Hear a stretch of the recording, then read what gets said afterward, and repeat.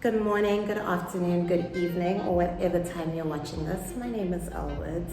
I'm kidding. My name is Naledi Sibisi, coming to you for Tagged Online, your source for all things entertainment, lifestyle, tech, sports, and. I, obviously being the drama queen that I am, got into character to shoot this. I will definitely be talking to you about Legally Blonde today. This movie came out in 2001, so I must have been 10 or 11 at the time. My age is showing. And I watched it so many times when I was much younger. I loved it. It was such a fun, cute movie. Don't know how many times I've actually watched it. I watched it again this morning, and I just decided I actually would like to speak about it. I'd like to speak about what it was that I enjoyed back when I was younger, what I enjoyed about watching it now, and why I feel its cultural impact was so relevant for the time that it came out and why it's relevant to me today. So stick around, get comfortable, and let's get into it.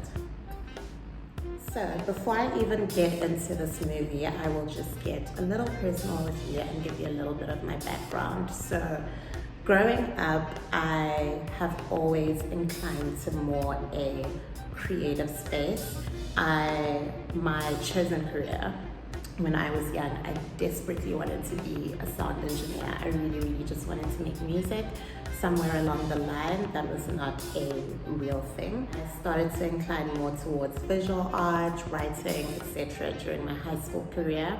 Subsequently ended up taking a gap year, to be quite honest, to pass time. And then I got my acceptance at UCT, where I did a BA and I did a triple major. And my majors being English Literature, Media and Writing, and Gender Studies. Now, even going through my university experience, there definitely was a stigma when it came to humanities kids versus commerce kids. Our degrees were not taken seriously by our peers, by our parents, etc. And that's something that I think a lot of people can relate to in that regard. And you really just had to have a thick skin and basically back why you studied what you studied. So like I said, in terms of my choice of study, I wrote a lot of essays. In summary, that's what I did. I wrote so many essays, and during that time, and even growing up from the time I was in high school, I was such an average performer, like to the point where it was embarrassing. Every time we had prize giving, valedictions, or whatever, I basically just got called up for participation. I did not apply myself at school. I didn't care to apply myself at school. I think even evaluating my performance from a high school level to a varsity level, outside of my tutorials, which were compulsory, I never attended my lectures, and I pretty much would just self-teach from my res room because it was a style of learning that worked for me. And I've pretty much had the same experience when it comes to the kind of jobs I've had since leaving varsity. I've done 2-year stints in corporate as, project manager and junior financial advisor. Please don't even ask me how that happened. I've worked as a PA, I've worked in multiple admin jobs, and life just comes full circle. Now I am in a space where I get to utilize the things that I actually studied towards and qualified for. So like I said, I did a BA and my majors were English Literature, Media and Writing, and Gender Studies. And to summarize what that's about, I did a lot of writing and a lot of research, but that's very much what I'm passionate about. So going back to this movie and my childhood, my upbringing, I feel like the schools that I went to, the university that I went to, I was constantly in positions where I had to perform my intelligence. I am now at a stage where I no longer feel that I need to perform my intelligence for people, whether that is online, whether that is in real life, because one thing that, like I said, was a point of insecurity for me was linked to my education and my choice of study, and the other was linked to my appearance, what I look like, the fact that I do love makeup, I do love dressing up, etc.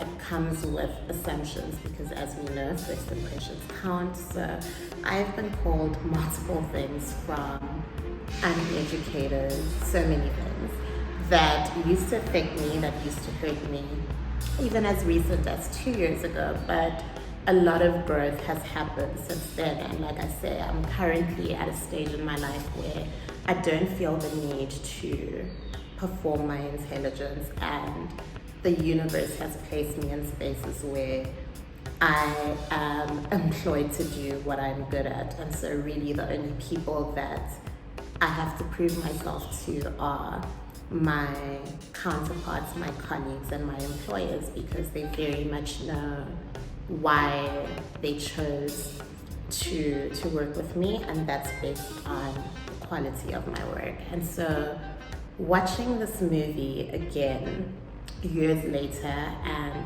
with this life experience and with these sorts of insights, is so interesting to me, because when I was growing up, and like I said, this was a movie that I loved and I've watched countless times when I was young, Elle Woods was someone who fit the dumb blonde cliche and stigma. You know, even as you watch the movie, she is, the whole basis of it, rather, or the plot of it, is that she's not a serious person. She does not deserve to be with the man that she was dating when the movie started, because he is qualifying for a certain kind of career. He's going to Harvard Law, and she is a beautiful blonde woman with big tits, is basically what it is. So he breaks up with her because she's not a serious person. His family has a particular legacy and he cannot be linked to her, and so she ends up getting into Harvard Law, and many of us who've watched it know how that story goes and how the movie ends. But if you haven't, in which case you must have been living under a rock. In terms of why this movie is so relevant to me and why I feel it's so relevant to the time that we're in, is because women particularly are in a time and in a space where we can be so many different versions of ourselves. So another quick backstory is, when I worked, one of my most serious, I'll call it serious for the context of this conversation, corporate jobs, which was for essentially government and financial company. I thought that this was an opportunity to prove myself, even though it's not what I studied towards or what I qualified for. I taught myself the skills when I was in that space, and I allowed myself to learn from my successes when I was in that space. But for those 2 years, I didn't actually get to perform the skill set that I acquired, because my experience was very much based on what I should look like to get invoices signed. And that definitely, at the time, did a number on me, but it's something I was reflecting on recently, where I was thinking to myself, that was such a horrible position to be in, essentially in my early 20s, and it very much set the tone for the kind of jobs I don't want to have, for the kind of spaces I don't want to be in, because it put me back in a box where I should focus on just looking a certain way, presenting a certain way, and that is all that matters. But now that I'm in a space where, like I said, I've found my voice, I've found my confidence, I have opinions to share, I very much would like to, once again, not necessarily perform my intelligence, because I've never believed in that and I'm not about to start now, but I do believe that women should be able to to use their voices in spaces like that, even if they look a certain way. Do you know what I mean? I should be able to be heard when I raise my arm in a boardroom. Now, the central theme around this movie, I believe, which is also the central theme to a lot of media that we consume these days, particularly in a feminist era, is that women can excel in spaces just as much as men do. You know, one of Elle's famous lines in this movie as well is when she does get into Harvard Law and she bumps into her ex-boyfriend and they're having a conversation. She says to him, "Oh, I forgot you go here." And he says, What do you mean I go here? And she goes, "No, I go here." And he's confused by that statement, and she says, "What? Like it's hard?" And that's exactly what it is. Is it hard to get into law school? Is it hard to get into these rooms? Is it hard to get into these spaces just because I'm a woman? And to me, it's a very, very played out message and theme, particularly with a lot of media text that we consume these days. But it's an important theme and it's a necessary theme because that really is real life. Like, we're constantly going through phases and spaces where we have to prove ourselves as women. And so really, I think the big takeaway from this movie can be summarized into that line. What? Like it's hard. Like it's hard for me to get the job. Like it's hard for me to keep the job.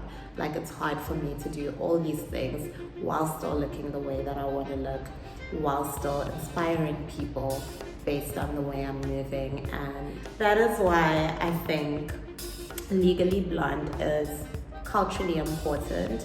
I think it is relevant to the times, and I truly, truly believe that it really is just an affirmation that women must and can continue to succeed in their professional arenas, in their personal arenas, while looking however the hell they want to look, while dressing however they want to dress, and still getting the job done.